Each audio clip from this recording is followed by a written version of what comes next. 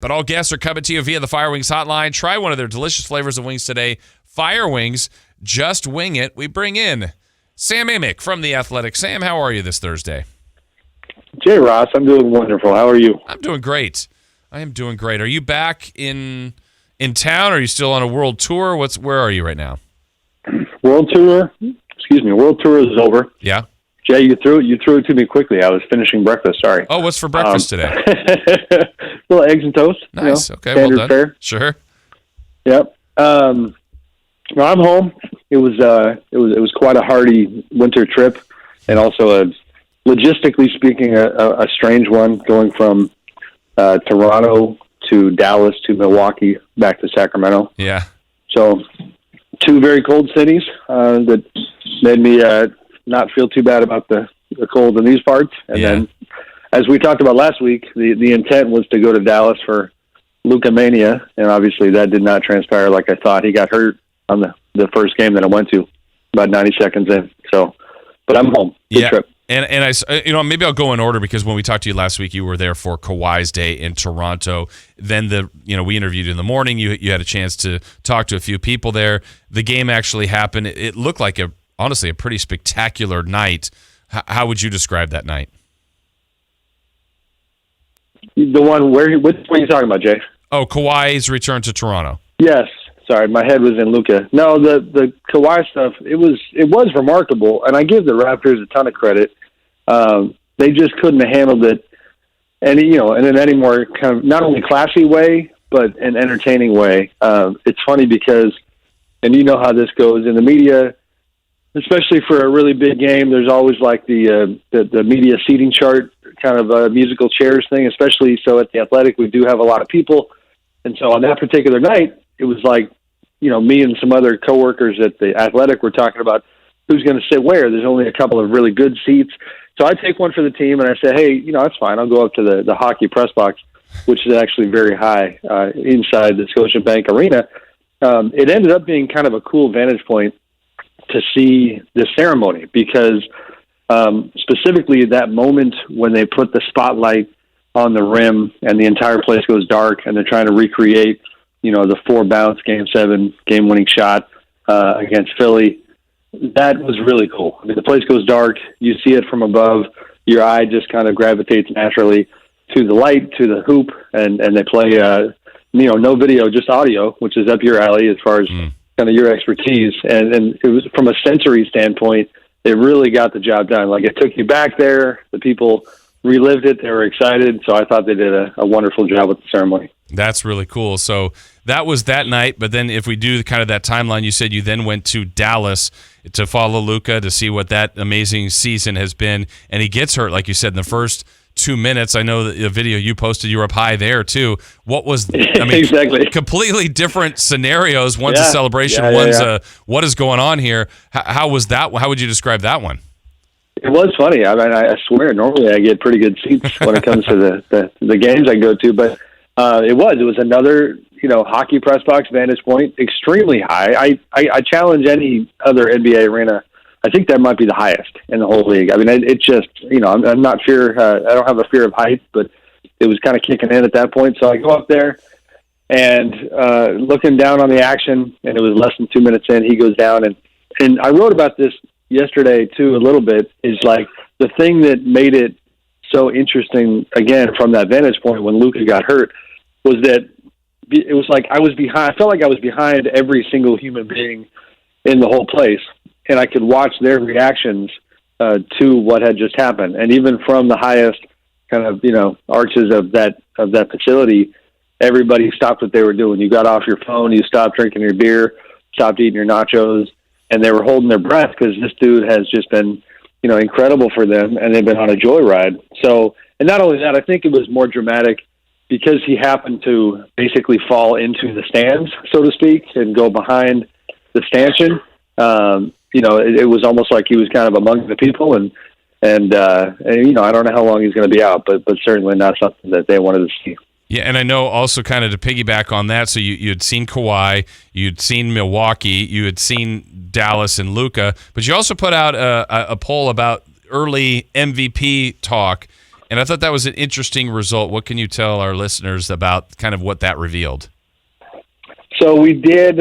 I was initially going to just write an MVP column giving my 2 cents and who I thought, was the top 5, which is, I do have a vote. And when you vote, you give 5 names. But then I just kind of honestly figured one of the luxuries of working where I work is we have a bunch of good people. So I pinged everybody in our group, and I don't know how many total people we have on the NBA team. I got 38 votes back, essentially saying, give me your top 5, so that we could read the room and get a sense of, who's leading this race right now. And I kind of wish I knew the exact number of how many of our staff members actually have votes. It's quite a few. I don't know the number, but, point being that this is not just a bunch of random folks giving their opinion. These are a lot of the people who are actually going to have a vote, myself included. So the results ended up being Giannis by a landslide. I think he had, it was like 20, I want to say 24, 25 first place votes. The rest of them second place votes. I don't have it in front of me, but LeBron was second, not particularly close. And then you got down to James Harden, and what I joked with in the story itself was that the Rockets were not going to be happy with the result because James got one first place vote out of the entire lot, despite the fact that he's averaging almost 40 points a game. Jay, I have to tell you as a quick aside, we're getting the kids to school this morning, and my little one, don't get mad at him. He's become a Rockets fan, and he did not like my commentary. I could hear that background noise. The Rockets? What kind of father are you, Sam? I know. It's a very it's charming, actually. I'll some of the off of it. He's really united in hoops in general. The only reason he's into the Rockets is because he has a deep love of the NASA, space, and astronauts. And so he feels an affinity for Houston. So it has nothing to do with the actual team. But he still thinks that James deserves more respect. As do the Rockets. Right. Yes, for sure. Yes. What is tonight a big deal? I mean, for fans, I think tonight's fun with Milwaukee and the Lakers. Are you going to read anything into that, or is it it's just a December game to you?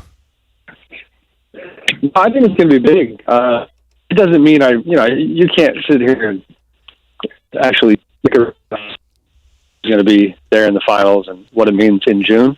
But the history of it is cool. I read early this morning about how I forget all the specifics, but it's extremely rare to have 2 teams winning this many games, and at this point in the season meeting up. So that part of it is rare.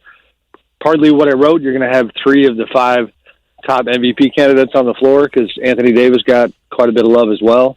So if nothing else, to be honest, in a year where the league is struggling so bad from a rating standpoint, put it this way, when I mentioned that game in my column, and I even I don't normally do this, but I even shared my excitement and told people to tune in. I did kind of chuckle when I got a friendly note from somebody with the NBA, sharing their appreciation. They really want and need people to tune in right now, and I think people are going to tonight. Sam Amick from The Athletic joining us. Sam, let's stay on the Lakers real quick. I was shocked by how surprisingly fast this team started. I thought they would be a good team. I didn't think they would be this good. And one name that's been kind of under the radar when it comes to that is Frank Vogel. From your vantage point, how has Frank kind of got this team to buy in, A, so quickly, and B, able to produce the results they've been able to produce? No, it's impressive, especially because of the narrative going in, as you guys know, was so negative. And I don't think it was a case of us being, typical media looking for controversy. It was listen, Jason Kidd, who obviously is on that staff, a former head coach at 2 different spots, has a reputation for doing what's best for Jason Kidd. The way he got out in Brooklyn and the way he made his way to Milwaukee was a little shady, and people thought that, that's what was going to happen here. We didn't think it was going to go this well, and it has. And then Lionel Hollins, another former head coach on that staff, they've made it work with a defensive mindset. Last I looked, they were, I think, 3rd in the league in defensive rating. It's been really impressive. Yeah, and they're right now clearly the head of the West at this point. We know the Clippers have been doing some of their load management stuff, and I thought that was fun with what Doc said about the Lakers, and that's going to be a fun storyline all season long, I think, to watch how the Lakers navigate what they do and how the Clippers do what they do. And it feels like we're going to have a collision course in the playoffs. I think that may not be good for anybody that's not an LA fan, but I still think that could be pretty good for the league. Well, we are selfish beasts most of the time, and so the part of me that is not mad about that prospect, I keep joking about with my East Coast media buddies about how when the conference finals come around and they're having a shuttle between Philadelphia and Milwaukee, we're going to be in LA, not getting on a plane for 2 weeks, right? Just covering the Lakers and Clippers. Sam, trade season is upon us. It's everybody's favorite season, especially when it comes to NBA, because we get all these fun rumors and chatter. Mark Stein said the other day that he's hearing Drew Holiday is actually available. What kind of haul do you think New Orleans could get for Drew, and where do you think he would be a good fit at? Well, it's funny because in a vacuum, Drew should command a decent amount on the market. He's a fantastic player, but the optics of their season combined with the lack of leverage on the part of the Pelicans, I don't think it's going to yield nearly as much as they would like. I got to think you can get a first-round pick for Drew, maybe not. And they're in rebuilding mode, but they also want to compete right now, so I don't know who else they might have their eyes on. He's a great player. It is surprising that he has not been able to kind of keep that ship afloat a little more with Zion out. I mean, it's been a really bad run for them. Thinking of fits, listen, the Clippers don't have any assets left. So, that team comes to mind first because as great as they are, one of the only questions has been, the ball handling side of things. Pat Beverly is not a conventional point guard. Kawhi and Paul George can be playmakers, but, Drew, that would be certainly unfair if they somehow got their hands on him, but that's not going to happen. Trying to think where else. I'm thinking of scuttling teams. Damian Lillard's not giving that ball up in Portland. I don't know, to be honest with you. Drew, Kevin Love, guys like that, that's who we're going to be talking about the next couple months.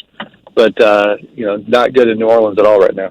And Jay and I were talking about this earlier, Sam, about the amount of teams that, it's still very early in the year, but that are really in this just because of where the 7th and 8th spots kind of are residing in both the East and West, and really nobody's kind of out of it at this point. Do you think that it seems like there's a lot of potential buyers? Are there enough sellers out there? How do you anticipate that trade market looking? The West specifically is going to be interesting, and the Kings are right in that because if they had this record, if teams like that, even look at Portland, as underwhelming as they've been, there's just simply no way. They're not going to become sellers. They are a team that went into the year thinking they'd contend for a title.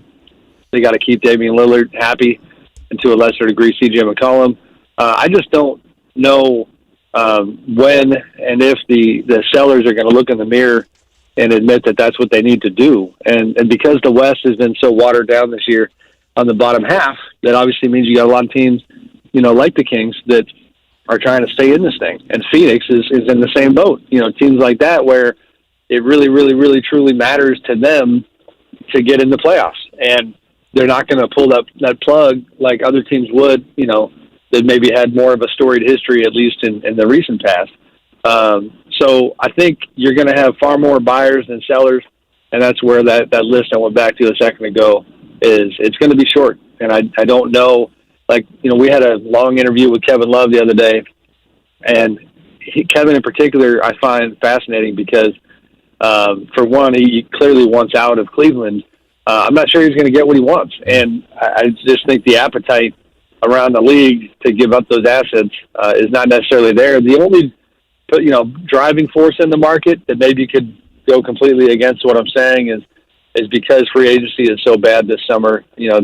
Tangentially that could play a part where teams look at it and say this is our last best chance to make a real addition for quite some time. Sam, when you're speaking of Kevin Love in that sense of it might not happen, do you think that's more of a sense of teams not valuing him in the sense of wanting to give up assets, or should it be Cleveland looking at him almost as a salary dump at this point, and they just kind of need to have that expectation that that's what it's going to be if we do see him moved?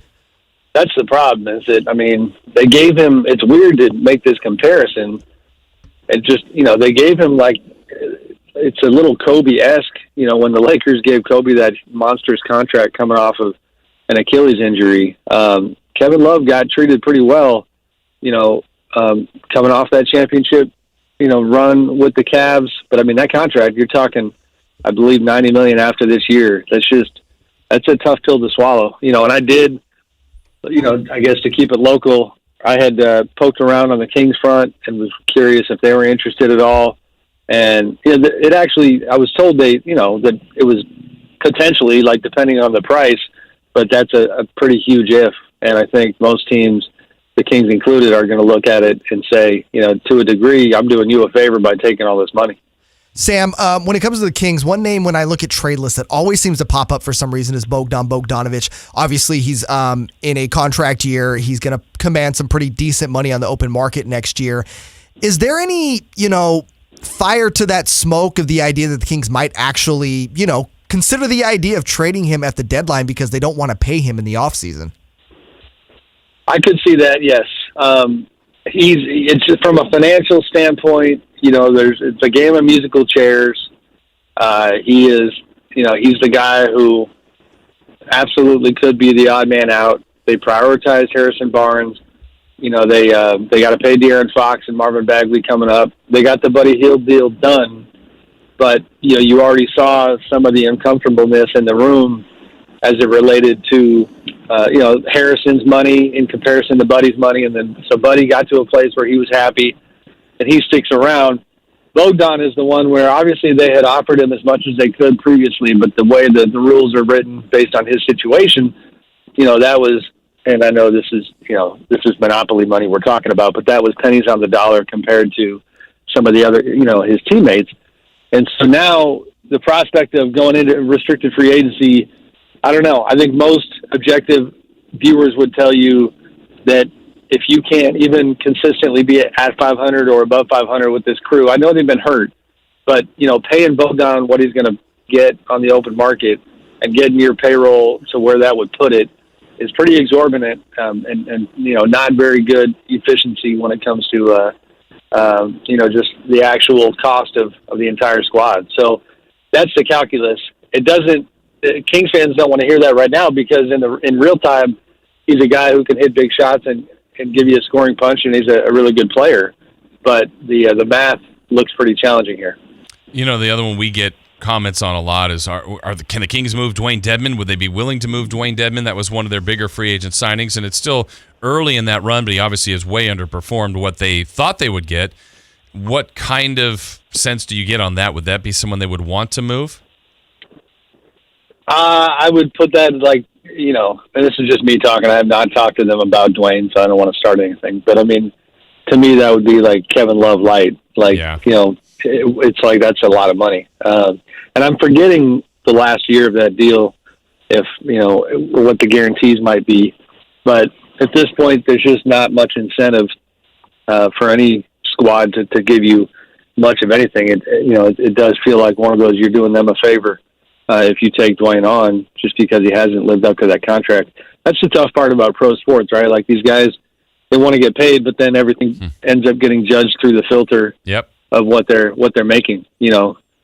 Chris Paul gets laughed at, because he's not a title contender anymore. He's an incredible point guard. He just happens to be making $40 million a year, and that changes the way you see him. So that kind of reality trickles all the way down to the Dedmons of the world too. Yeah, I've always said that, Sam. Like, why should we know that? Like, I think about anybody's workforce. If you knew what everybody made, I just think that lends to a lot of discomfort going, hey, I do this and they get paid that. I don't know why we get to know, but we do know. I know what you make, Jay, and I got to tell you, you're not living up to it. Well, that's facts. You're just not supposed to let everybody know that. Don't tweet it out or anything, or don't write about it. Yes. No, I hear you. I mean, the problem is that from a human standpoint, I understand your point. But it also, I mean, in terms of the machinations of the NBA and pro sports, it makes it impossible to talk about possible movement. True. I mean, everything that drives conversation, everything that drives, the business side, media-wise, is reliant on, you need to know what Chris Paul makes to know if there's any chance of him getting traded. And the reason he's not getting traded is because of what he makes. Like, I don't see how you get around that at all. And they know it. They sign up for it, and they also get paid well for Right. it. So, Sam, thank you so much, as always. We appreciate you joining us, and we look forward to talking to you again next week. Of course. Thanks, boys. The Drive.